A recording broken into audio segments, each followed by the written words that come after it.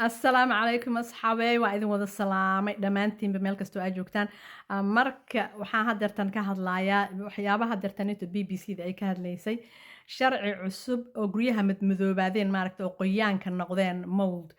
guryaha sida oo cagaarka ama madowga isku bedelay in sharci la soo dejin doono oo sharcigaas qasban in landlordka waqtiyadii loo qabtay gudahooda ay ka shaqeeyaan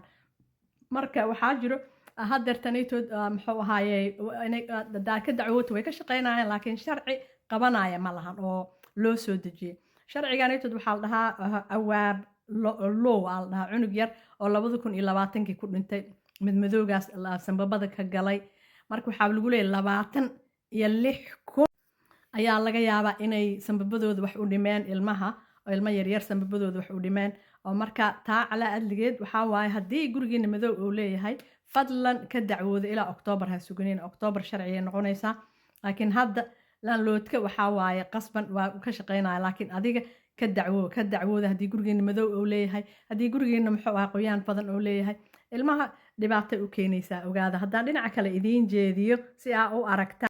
waa kasa cunugaas waa waxa ku dhintay awaab loo la leeyahay waxa cunuga la dhahayo 2020 oo ku dhintay waa kana awaab law and its impact on social housing meeshaan ay ku qoran tahay markaysiino marka cunuganitood meel walba newsyada dhanaa laga soo daayay oo hadsaan idiin tusaayo insha Allah idinkana haddii wax aad aragtaan saan oo kala fadlan ka dacwooda